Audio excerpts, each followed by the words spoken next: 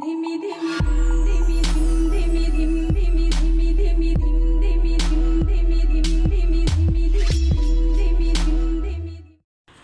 Дядяхо, на двое суток прилетел в Харбин познакомиться с ребятами из кальянной темы. Вчера курил в баре Барсело, но не стал снимать, потому что это вот такой бар, там музыка громко, но однозначно скажу, что хорошо забивает.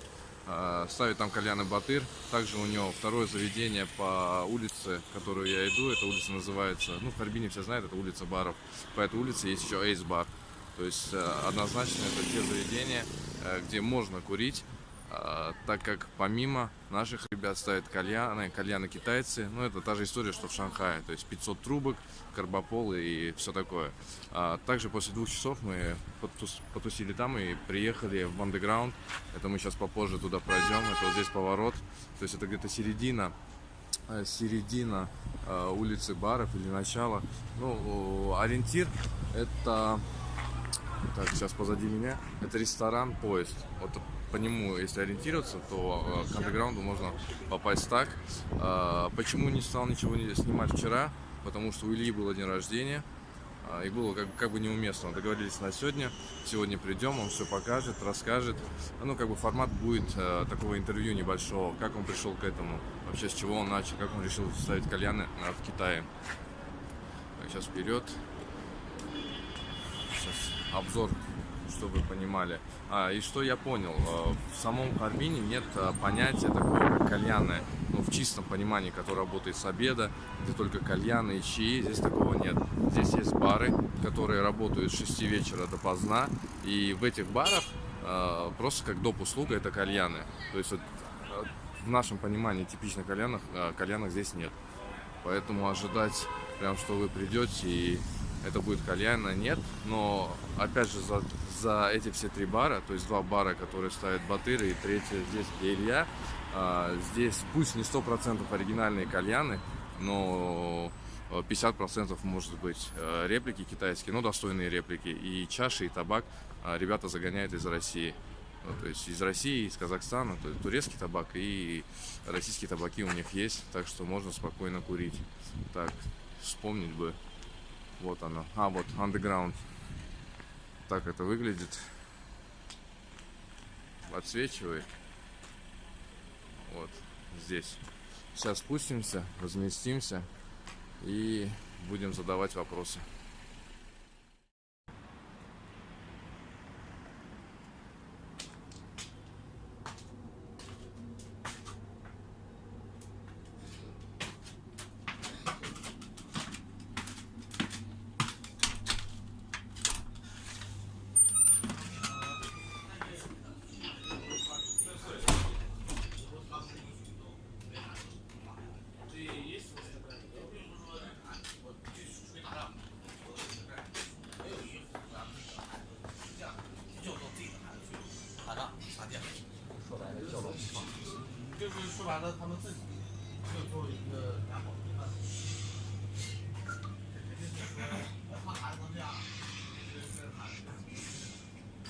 Здорово. Здорово. Пришли к тебе в гости послушать, как работаешь, с чем работаешь, кто у тебя курит. Ну и чуть-чуть интервью возьмем про опыт твой, как ты пришел к тому, что начал ставить кальяны в Китае. Да, ну вообще в эту тему пришел, а особенно интересно, наверное, будет, как в Китае это все происходит. Ну, как все приходят, все начинают курить и потом приходят уже работать, начинают. С любителей, да? Да, конечно, как всегда. Сначала сам для себя забиваешь, потом как-то так получается и начинаешь понемногу работать.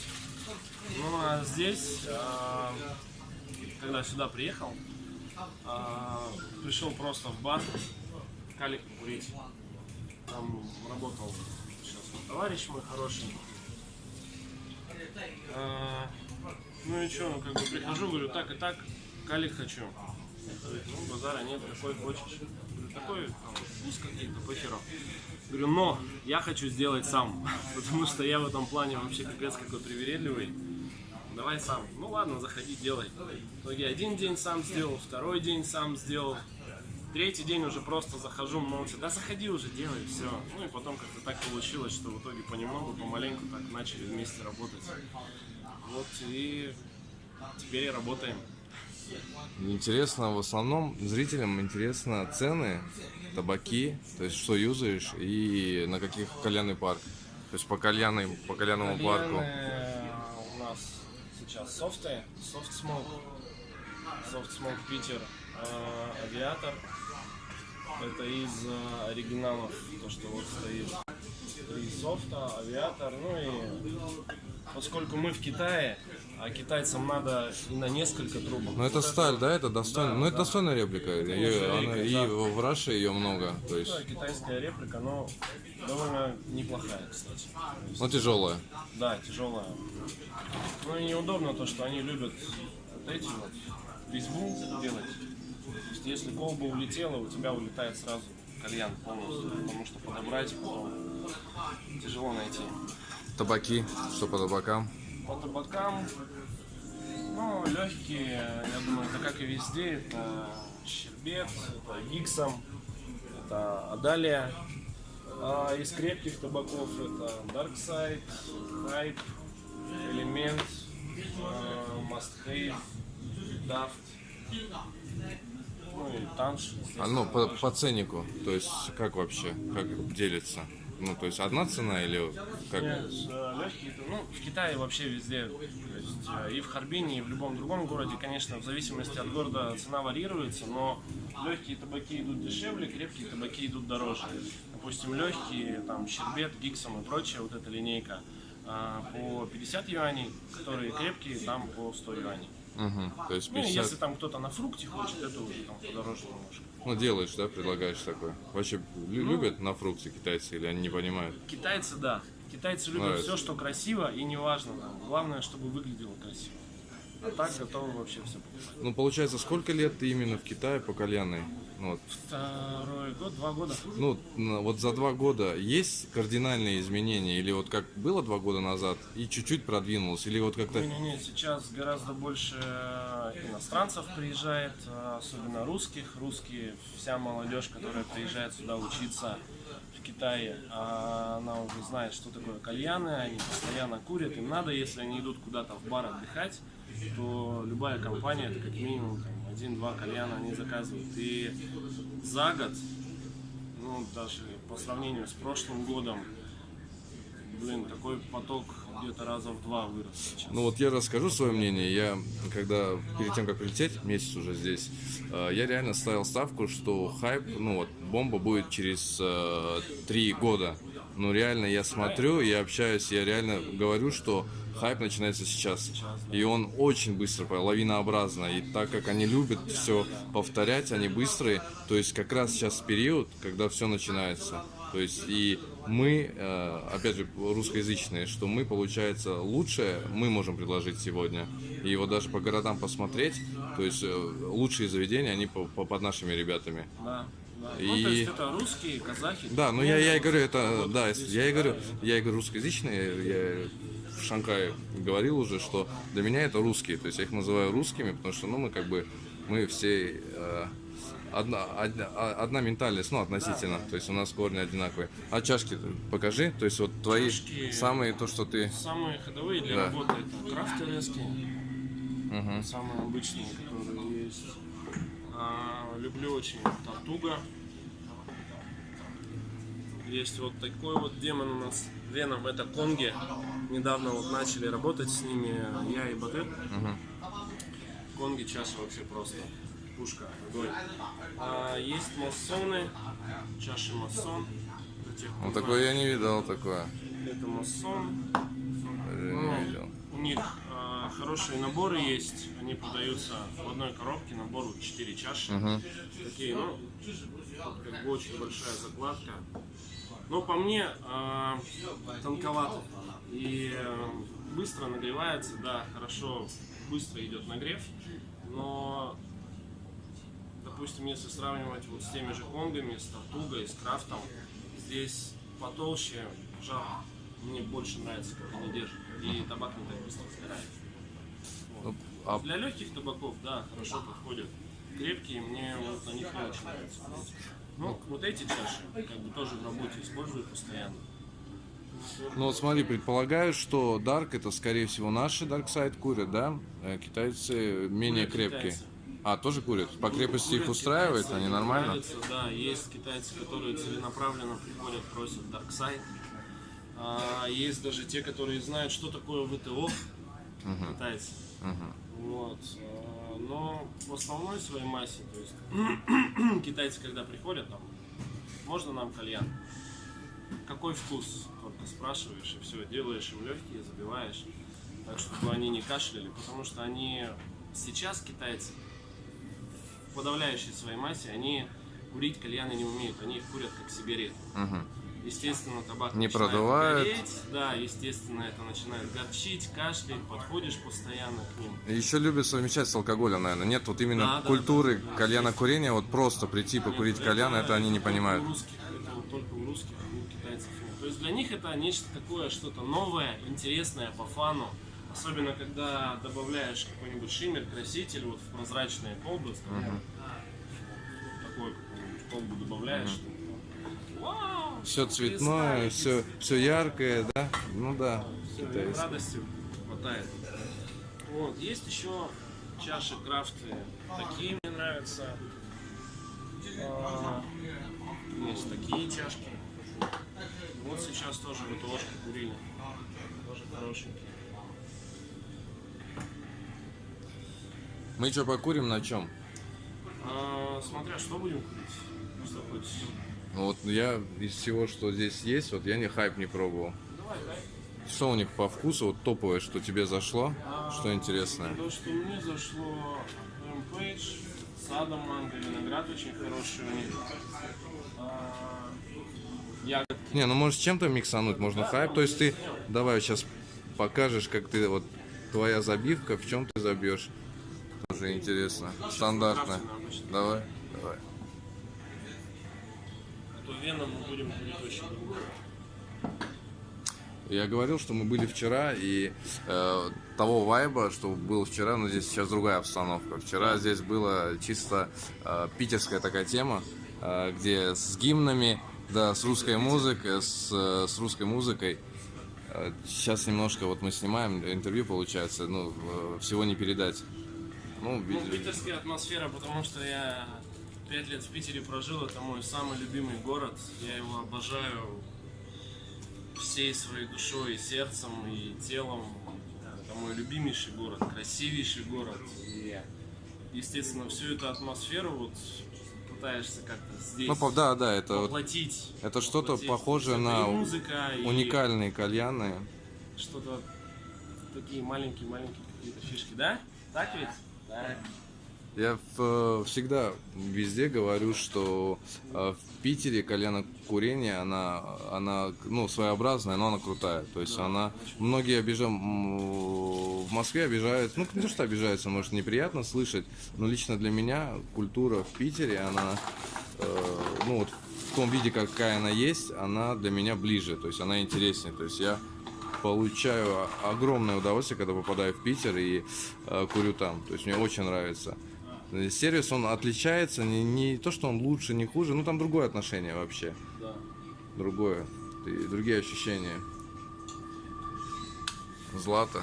Вот все. Да. В общем, ощущение, как это все то же самое. Вот если не выходя на улицу, то есть мы по сути где-то в регионе, в России, то есть все то же самое. Да.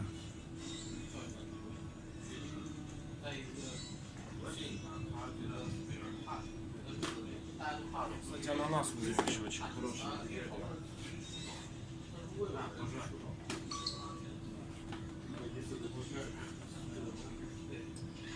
Немножко для крепости добавить. Ты сам Люблю покрепче. Вообще табаки вот мне нравится Dark Side, нравится Daft, нравится Hype.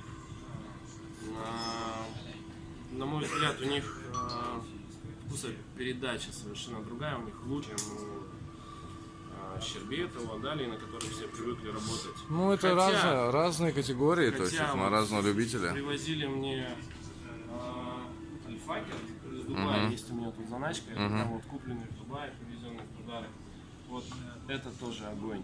вот купленное там, это очень вкусно. Ну, это я в Грузии, не знаю, насколько стопроцентная информация, но что я узнал, в Грузию поставляются табачные листы, аромки отдельно везутся, и уже альфакер, который для Армении, для Турции, его фасуют в Грузии. Поднялись наверх, чтобы задать вопросы, и именно буду задавать вопросы касаемо бизнеса. Не просто бизнеса, а именно как кальянный бизнес происходит в Китае. Забили кальянчик, будем сидеть, курить, общаться. Так в итоге у нас оборвалось видео. Что забил по вкусу? Забивал хайп, забивал ягодный микс, у них 2+1 называется, и ананас. Попробуй как Сейчас я скажу. Ну, вообще я легкий курю.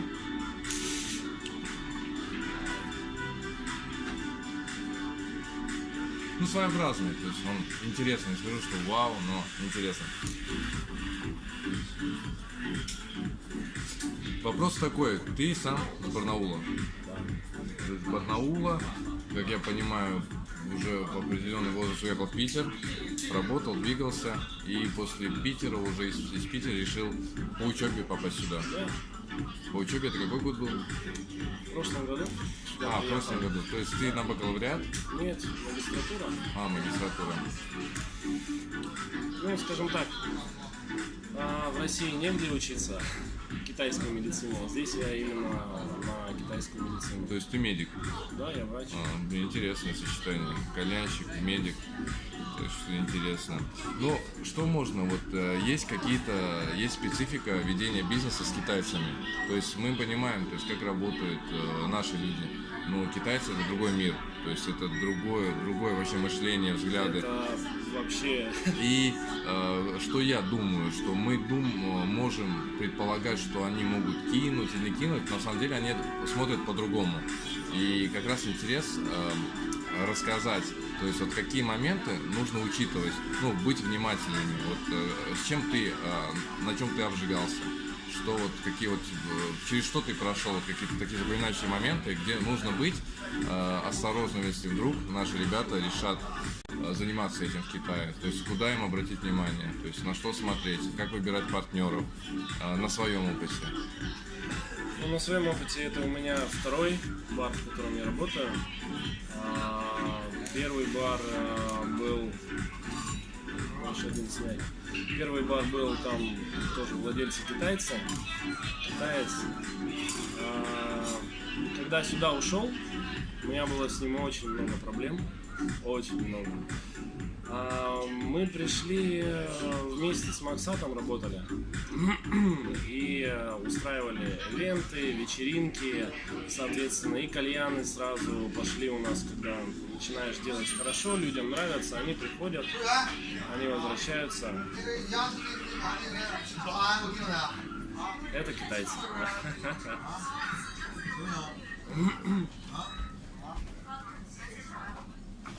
Сейчас тебе нужно будет отучиться, правильно понимаю? Не факт, сейчас посмотрим, если что. Ну давай, да, продолжим, если что, спустишься и... Да. Делали ивенты. Да, делали ивенты, соответственно, раскачали бар, то есть ходит много иностранцев, а иностранцы ходят туда, где есть иностранцы в баре, соответственно, за баром, то есть кто работает. Когда поменял место работы, Лаубан, этого бара, Лаубан это владелец, босс китайский. Он, значит, что начал делать? Он говорил, ты либо работаешь у меня, либо не работаешь нигде. Это Китай. Ты пришел ко мне, все, ты у меня работаешь. Я не согласен, чтобы ты в другое место куда-то уходил. Потому что за тобой, естественно, уходят люди, которые привыкли к тебе, к кальянам, там, к атмосфере, которую ты создаешь. Он там пытался и полицию натравить, и угрожал, что я тебя депортирую, там, все в таком духе. То есть мы тоже на таком постоянном нервике были где-то около месяца, пока вот эти вот все разборки шли. у них как бы понимание такое, у них лаубан это прям все, это босс, там, все, кто работают, неважно в какой сфере, у них лаубан это бог, можно сказать. А у нас немного по-другому, то есть в России, ну, работаешь здесь, нашел место получше, просто переходишь, работаешь на твое место, берут другого человека и спокойно. В Китае такого нету. Может быть, человек человеку рознь, конечно, это не за всех китайцев, не все китайцы такие, но вот получилось наткнуться именно на такого образа. Вот. Ну, в итоге как бы все решилось нормально. Здесь тоже владельцы китайцы, но главный лаубан, он учился в Америке, то есть он такой более-менее европеизированный уже китаец, то есть у него немножко другое мышление, но все равно китайское. Поэтому с ним попроще, с ним полегче. То есть можно найти общий язык, он на английском разговаривает, на китайском. Ввиду этого языкового барьера тоже полегче. Но на каких то есть если ты можешь озвучить, то есть на каких условиях зашел, то норм. Если нет, ну то я понимаю, это бизнес, то есть если вещи, о которых, может, не стоит говорить, то, конечно, было бы интересно узнать. Ну, ни для кого не секрет, что в Китае, если есть иностранцы в любом заведении, то туда приходят и больше китайцев. Потому что китаец, ну, сравнительно недавно открылся для всего мира, стал открытым, стали приезжать иностранцы, но, тем не менее, на нас, на иностранцев, на любых, китайцы смотрят как на обезьянок в зоопарке. О, Нихан, лаулай!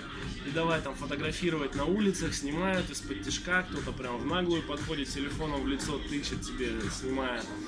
Типа, вот смотри, я встретил, там, показываю всем своим друзьям.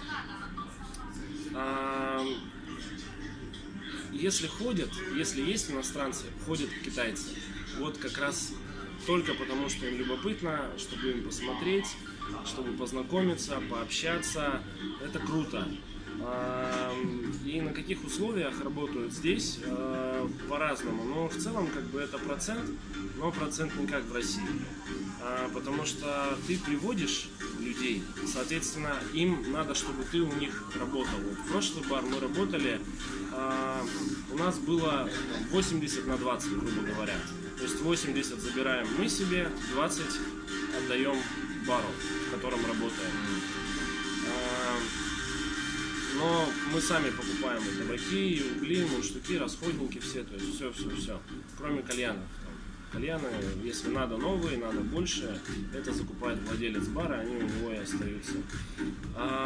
Почему перешел? Мне предложили просто более выгодные условия. То есть мне сказали, приходи к нам, работай у нас.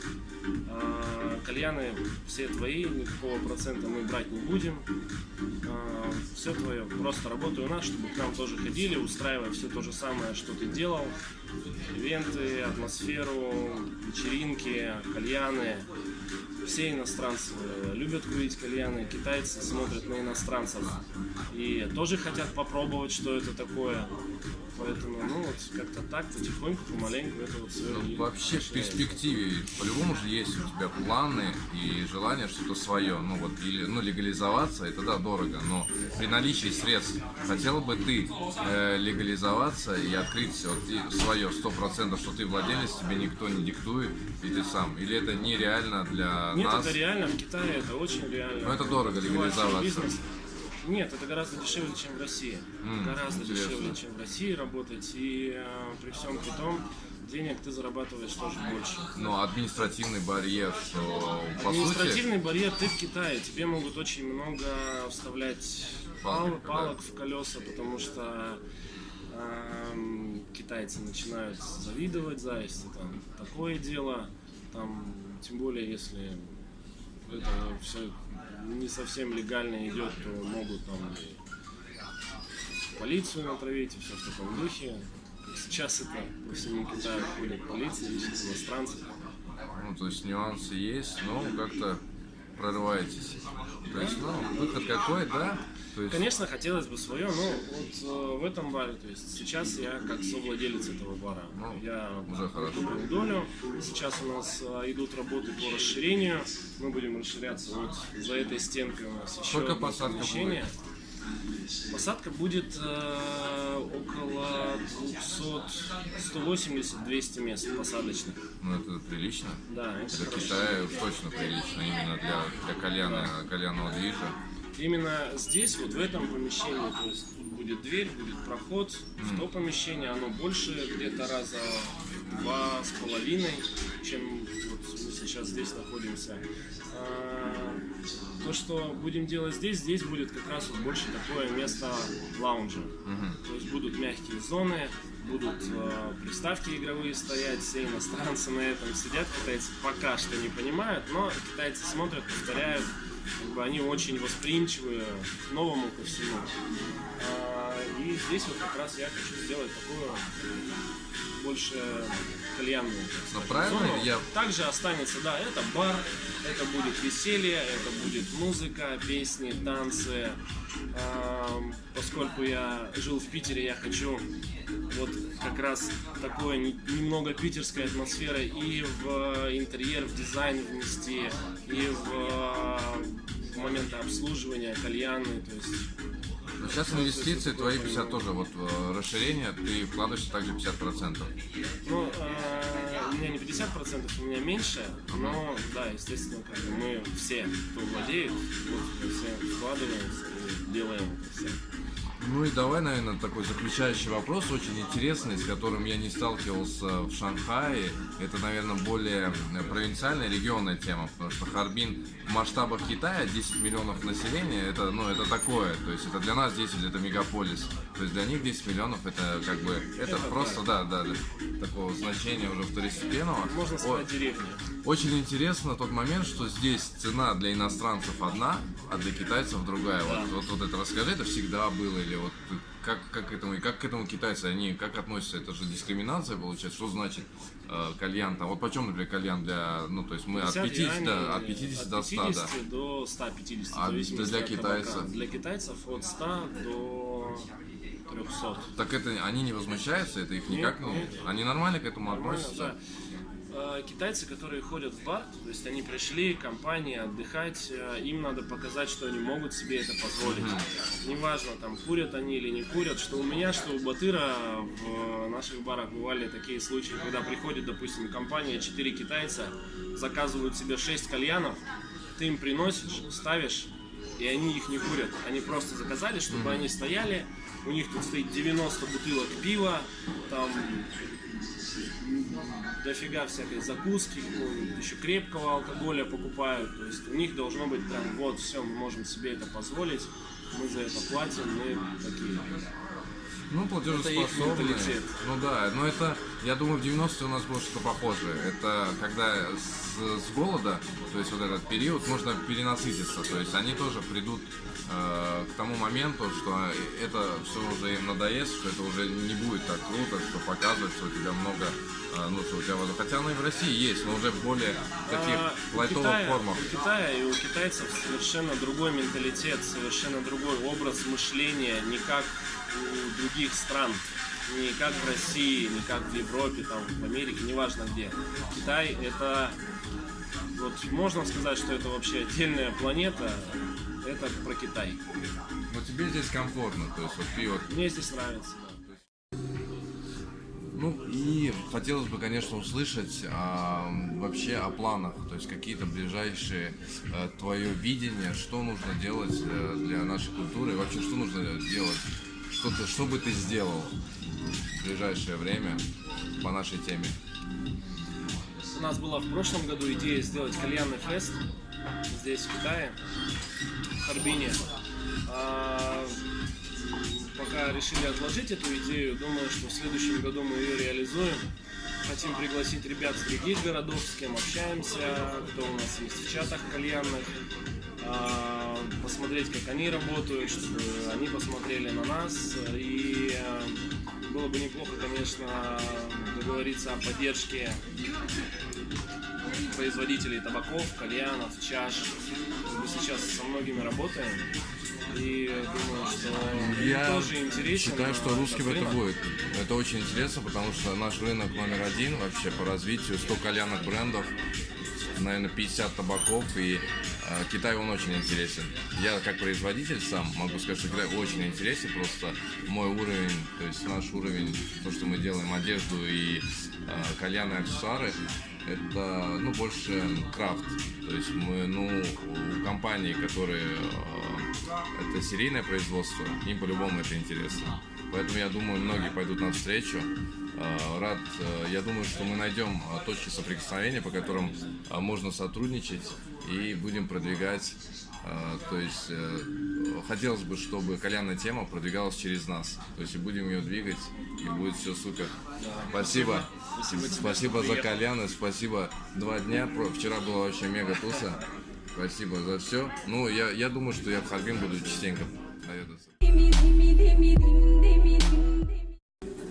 Ну что ж, как-то так попробовали новый формат именно интервью касаемо бизнес-вопросов. Потому что обычно общаемся с кальянщиками, а не с владельцами. А тут первый плюс — это то, что непосредственно Илья знает, как ведется бизнес, и второй момент, что это бизнес, касающийся Китая. Китай очень интересен, я думаю, что вам тоже будет интересно, даже если нет в планах что-то создавать, что-то открывать в Китае, но все равно понимать, как это делается именно здесь. Будем продолжать этот формат и будем сотрудничать с ребятами, потому что помимо аутсорса и то, что у них свои заведения, они занимаются продажами